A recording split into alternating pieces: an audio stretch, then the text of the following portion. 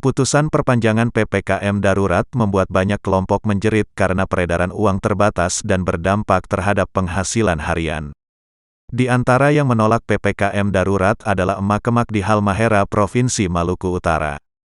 Video viral memperlihatkan puluhan emak-emak pedagang sayur dan ikan di pasar mengamuk di kantor bupati. Dalam keterangan video yang beredar, aksi disebut terjadi di kantor bupati di Pulau Halmahera, Provinsi Maluku Utara.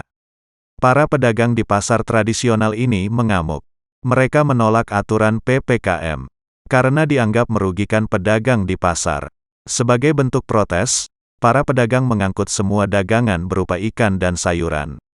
Kemudian menghamburkan semua dagangannya di halaman kantor bupati.